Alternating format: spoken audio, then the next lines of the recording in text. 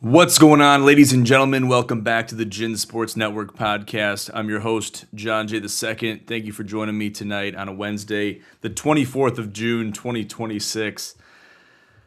Got a great episode in store for you guys today. A lot going on in the NBA with the NBA draft now underway, alongside some trades that just broke across my desk actually within the last hour. Not only that, we got some college stuff to deal with, talking about the NCAA's new eligibility rule. We'll check in with the World Cup. We'll give you Johnny Golf's segment on what the hell is going on in the golf world. How is the golf game being affected? Is it improving? Are we going backwards? Where are we at? We have the Golf Johnny segment coming up towards the end of the episode today. And then we're going to talk about Wimbledon. Actually, we're going to start off talking about Wimbledon. We're going to talk about what's going on with the major out overseas in the UK.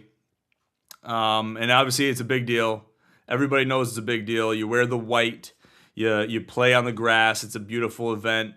A lot of people like to revere that as the tennis major, and it's almost like the Masters. Okay, if you think about the Masters, you can compare the Masters in tennis form to the golf major, which is the Masters. It is the closest thing to it, and the closest thing to the entirety of majors in general. I mean, you want to talk about majors. Where do majors come in other than tennis and golf? Tennis and golf has majors. You have your four majors. You want to have your Grand Slams. There's a lot of parallels with golf and tennis. I try to tell this story all the time, and maybe we can do an episode on it. But just looking at the parallels between tennis and golf, you have the majors, obviously. You have the attire. You have the respect, the reverence for the players when they're playing. Okay, the quiet from the spectators, from the patrons. You have the respect for the game. You have the class element, which can be brought into the conversation as well. Really, the list goes on and on. I don't even want to talk about all of them right now. I don't want to tell you guys everything what I'm thinking about with that episode right now, just because it's so important to draw those parallels. It's a game. Both of them are games of class. But without getting too far off topic and into the weeds, we're going to talk about the seeding. So after leaving Roland Garros, and it looked like he was dealing with some ailments, Jannik Sinner retains the 1 seed in Wimbledon. Then you got Alexander Zverev, obviously the champion of the Roland Garros and the French Open. Then you got Felix out of Canada. Okay, Auger Alisame. Then you got Ben Shelton at number 4, kind of a surprising 4 spot, in my opinion. Then you got Alex de Minaur coming out of Australia. And then you got Taylor Fritz at 6, and the man Novak Djokovic at number 7, Daniil Medvedev at 8. After a piss-poor performance at the Roland Garros, to get an 8 spot and an 8 seed is kind of miraculous for Daniil, because he really doesn't deserve the 8. Then you got Flavio Caboli, great run at Roland Garros. Alexander Bublik rounding it off at the 10 spot. And then the list goes on and on. You got some good names, high probability names to win Wimbledon there from 10 to all the way down to 20. It looks like 20, 25, even in the 30th ranks in the world. So you got some high probability names in there. And that's the other beautiful thing about tennis, which is also similar to golf, without drawing too many parallels, without going too deep into that subject right now. Another parallel is anybody can win on any given week, in any given event. Okay, you have your weekly events, you have your semi-weekly events, you got your events that maybe aren't majors, but that you call them the 5th major, right? That's what we call the players in golf, right? It's the 5th major. So you have these things that they're very similar. But I'd say the closest thing is the reverence for the players, from the spectators. You got to be quiet when they're serving, that type of thing. It's moderated. It's very strict.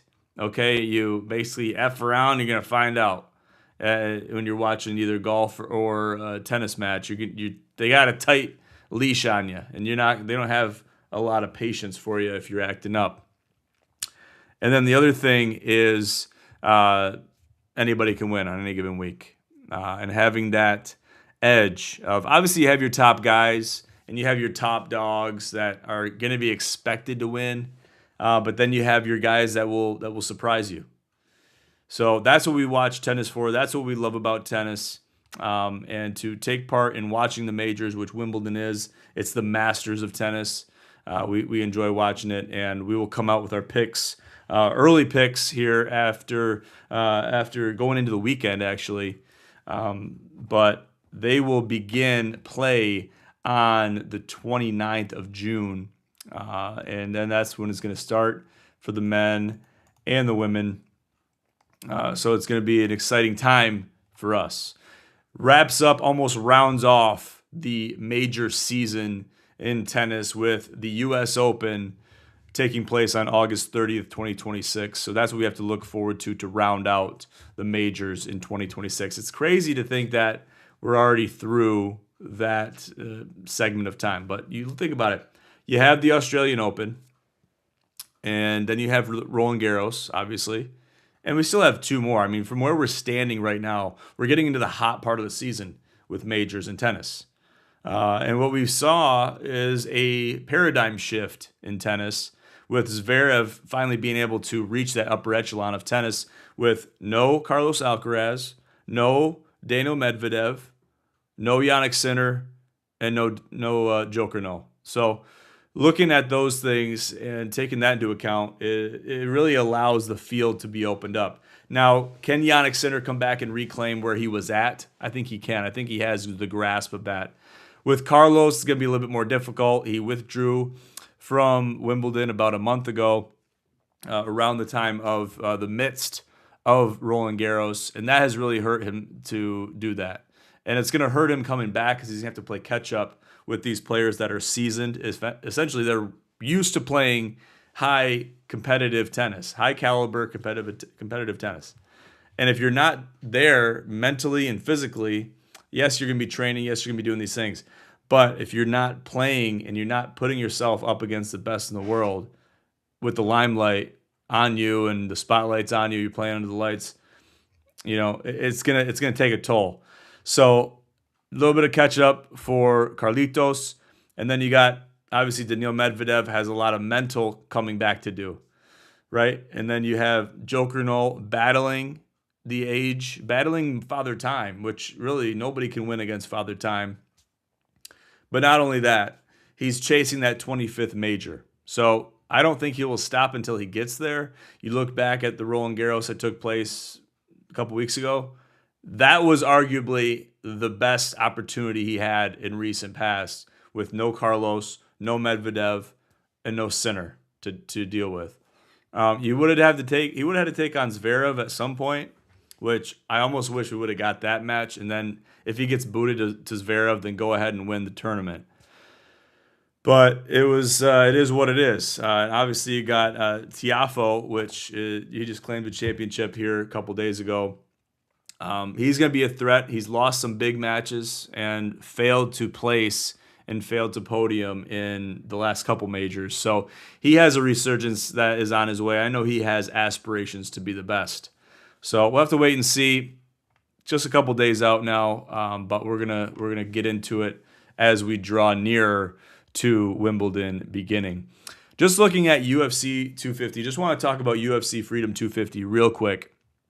And I know the libs were big mad that this event even took place, but listen, it's not a big deal. It's not a political thing. You look at this event for what it is. Okay, look at it at face value. You got to be able to appreciate it to some extent. Okay, I don't care what side of the aisle you're on. Really, none of us are politicians, so our politics really don't matter anyways. So set your politics to the side for a little bit. Look at this event for what it stood for and what it was, and the amazing essence of the event itself. It really speaks volumes. But looking at the fight, looking at the main event between Gaethje and Topuria, I mean, that was a bloodbath. That was a bloodbath. That's your true bloodbath scenario. Obviously, horror scenes and bedlam all the way till the cows come home for Ilia Topuria. Okay, with his first loss, he gets a KO, and obviously it's a doctor's exemption is what it was.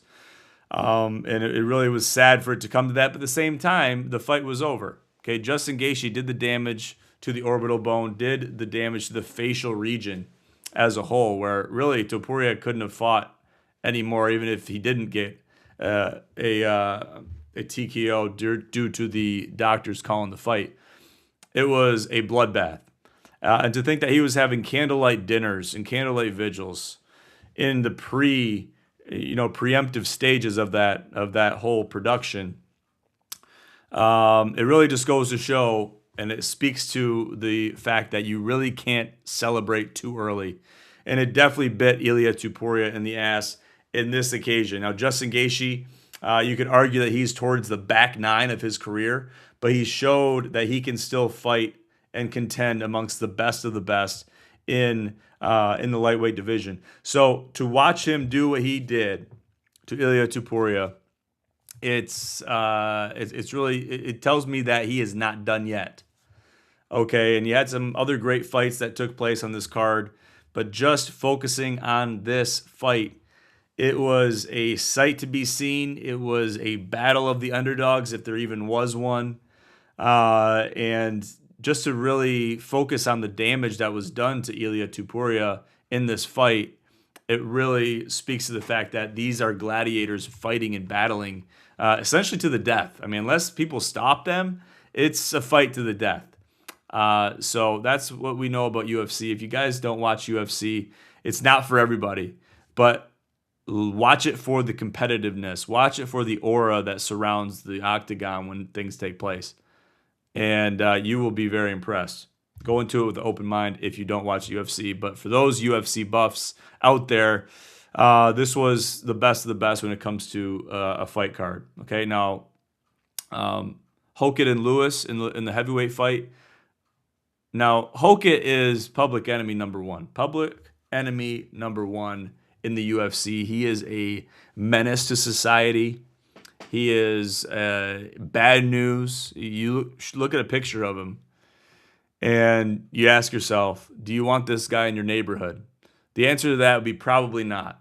Okay, now he is really just the worst type of shit talker.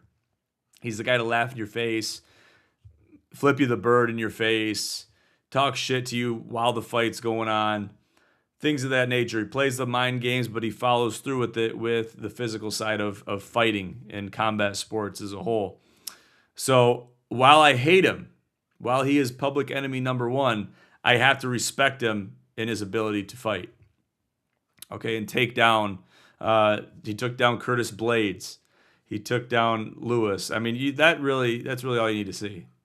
Okay, if you see Lewis get taken down, it's not good. So hats off to Josh Hokit. I know he said some questionable things following the fight. We're not going to get into that right now. But you had Sugar Sean on that card. You had Diego Lopez, both getting some good wins.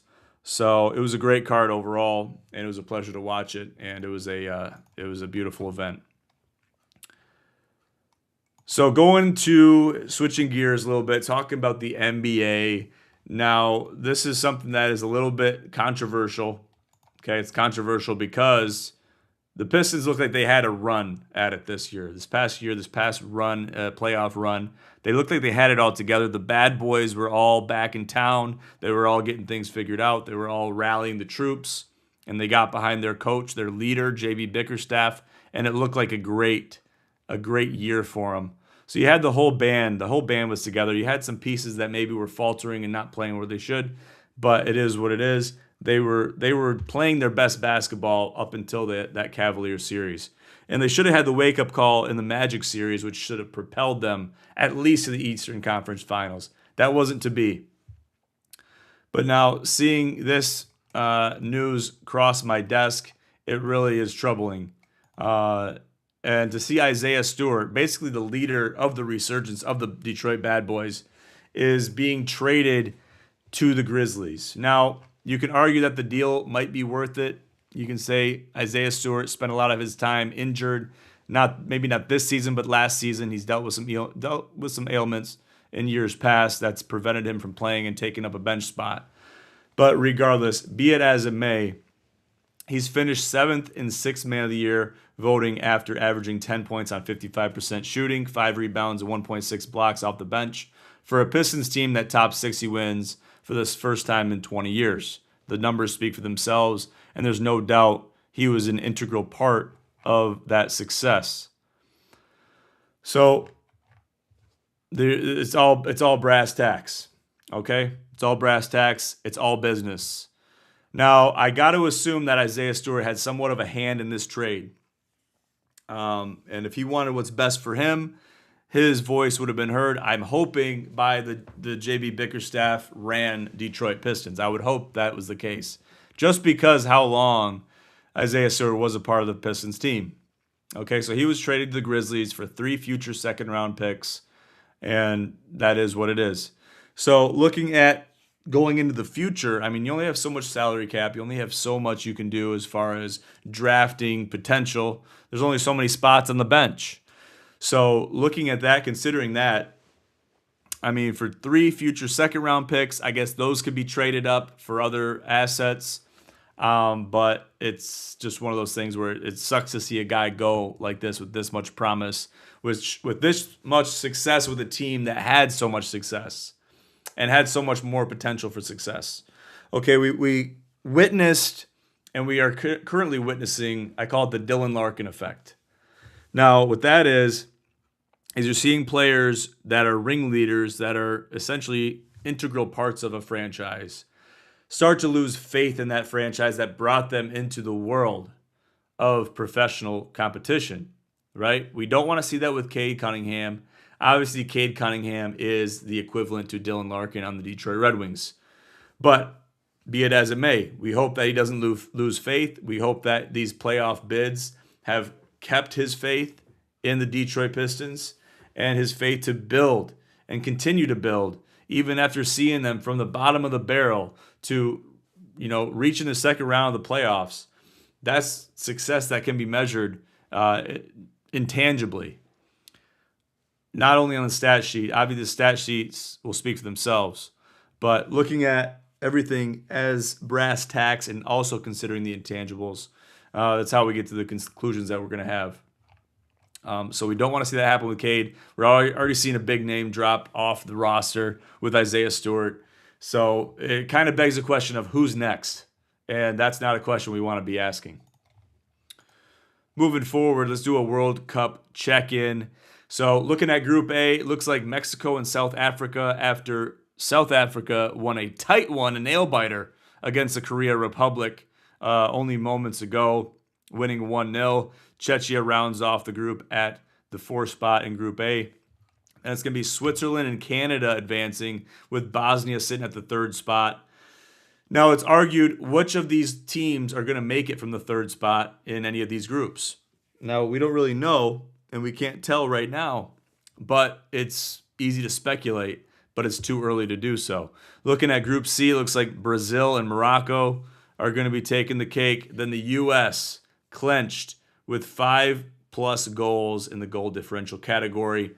And Australia looks like they're going to take the 2 spot in Group D as it stands currently. Then you got Germany and the Ivory Coast in Group E. The Netherlands and Japan in Group F. It's going to be tough sledding for Sweden not to make it. I know Zlatan Ibrahimovic isn't enjoying watching that happen. Then you got Group G, Egypt and Iran. I mean, you want to talk about the scenes of Iran making it to the round of 32. That's bedlam for the entire committee, in my opinion. Then you look at Group H, Spain and Uruguay. Then in Group I, you got France and Norway. It's going to be tough sledding for Senegal, sitting at the 3rd spot, but damn, they look good. But it might be too little too late for Senegal. Then you got Group J, Argentina and Austria. Going to say bye-bye most likely to Algeria and Jordan, even though those teams have showed promise. That game between Algeria and Jordan was a sight to be seen. Group K, Colombia and Portugal will make it to the next round as it stands, and I think that will hold just based on the goal differential and the points. Then you got England and Ghana. Looks like that's going to be the way the cookie crumbles. You have one game to go in all of these groups. Okay, you have 2 games played except for Group B, Group C, and Group A. They've rounded off their games played. We're kind of getting into the final stretch of the group play. So you're looking at Croatia in Group L. They want to make it. They want to get there. They're only down a couple goals in the goal differential. They have 3 points against Ghana and England's 4. So you got to get a win. You got to get a win. And that's kind of what it boils down to. They played a tight one against England, obviously, in game 1 of their series. But you got Ghana on 6/27 at 5 p.m. So that's a must-win game. That's a must-win game, especially with Ghana sitting in the 2 spot. You can clinch that 2 spot and basically kick Ghana out of the tournament with a win against them. So it's going to come down to that, and we're going to have to wait and see. But I think Panama, just based on them having 0 points, they're more likely than not out of Group L in this situation. So we're just going to have to wait and see. There's still a lot to take place. There's a lot of games to take place in the rest of group play, but we'll have to wait and see, and may the best teams win, and may the best teams prevail. Talking about the U.S. men's national team, they are firing on all cylinders. I know Alexi Lalas is watching this team and is overjoyed with their performance thus far, getting an early clinch to the round of 32, to the knockout rounds. That's especially in a World Cup with magic in the air, with the aura surrounding the United States and Mexico as well. The aura is surrounding them. Canada is also advancing. So you're looking at all of these teams, all these host nations are prevailing and moving on to the round of 32. That's what everybody expects to see. That's what everybody wants to see with the teams and the countries that are hosting the event. That's what you want to see take place. That's what I want to see take place, especially this is happening essentially in my own backyard. And we got to think about it. Our neighbors to the north and our neighbors to the south, they're our neighbors whether we like them or not.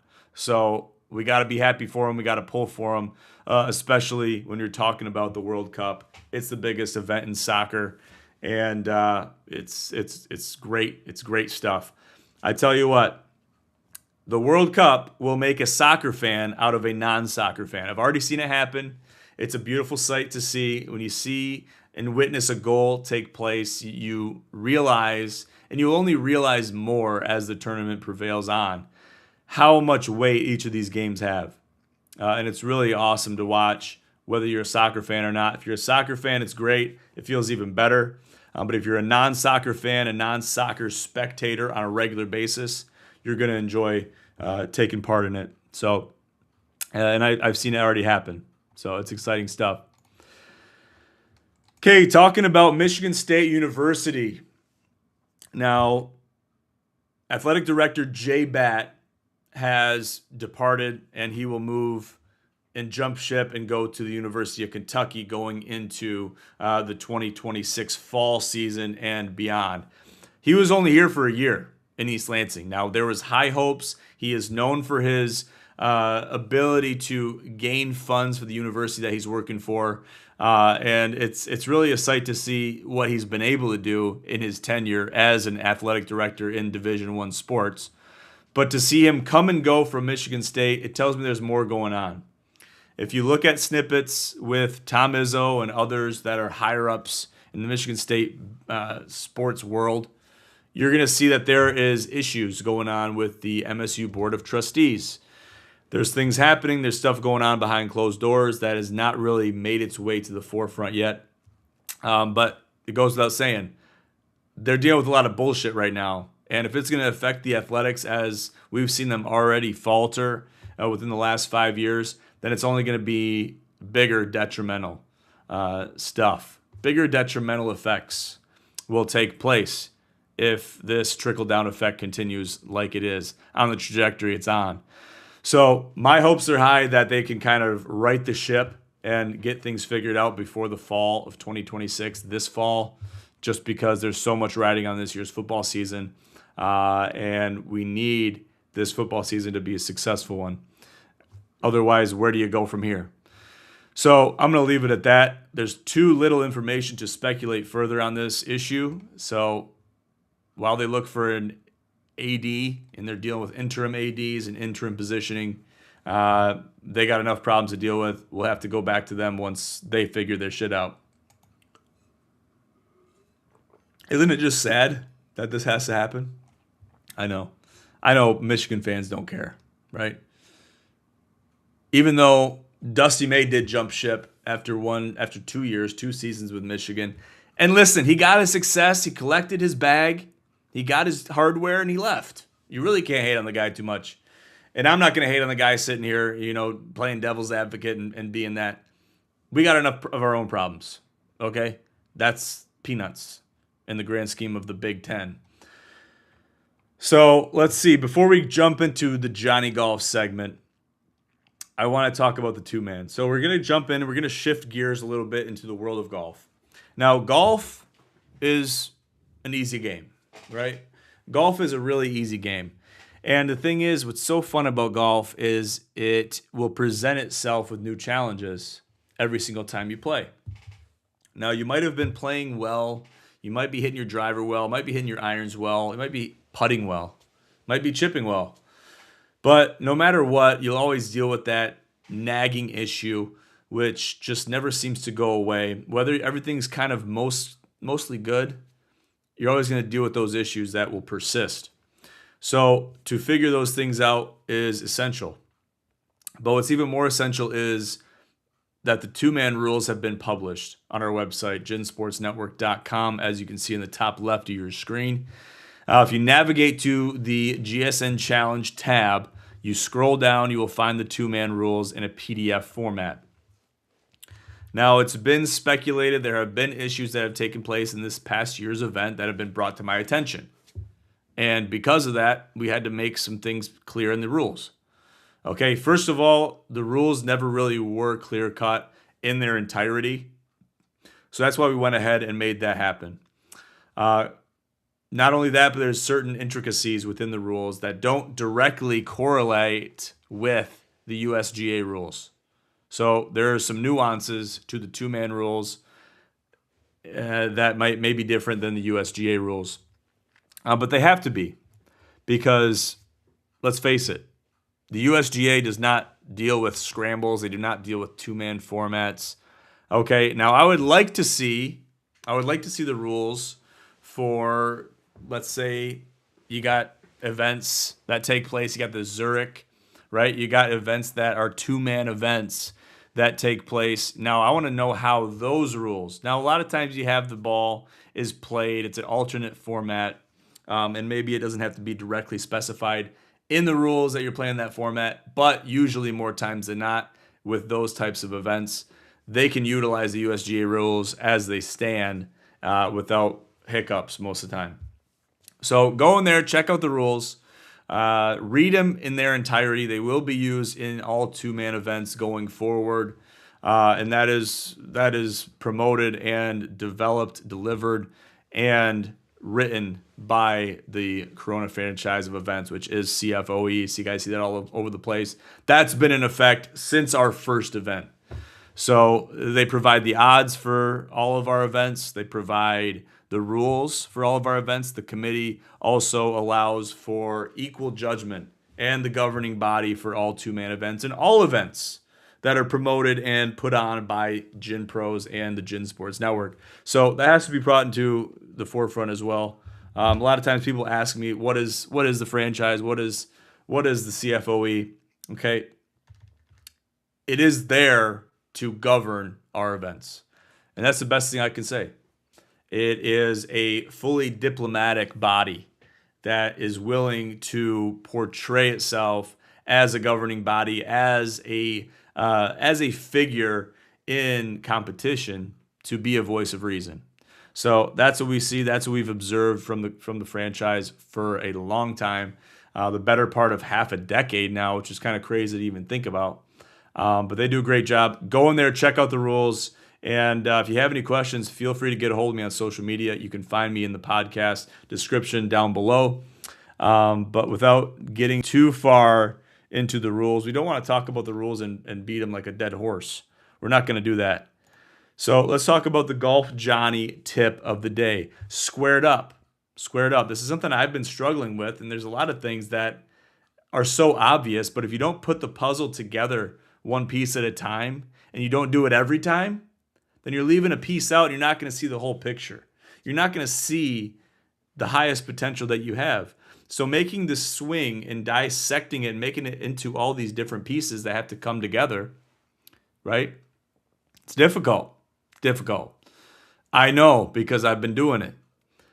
But if you can take the swing, if you can take the golf swing and put it into layman's terms that can be divvied up and combined into lesser steps, right? Maybe 3 steps.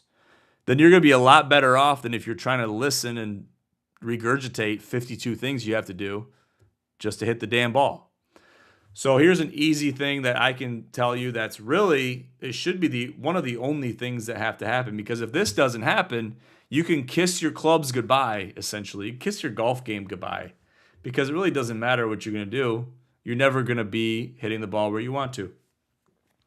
So with that being said, the lesson is being squared up to the ball. Okay, I'm squared up to the ball. You want your chest to be square. You want your head to be square. You want to have minimal movement with the head.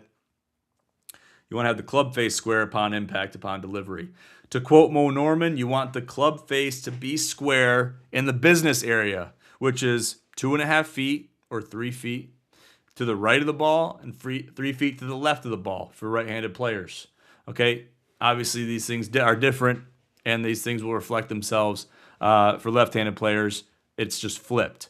But you have that zone where that club, no matter how you get it there, it has to be there for the ball to go where you want to. So not only that, but to maintain being square through contact involves some things. And really, I can break it down into only one thing.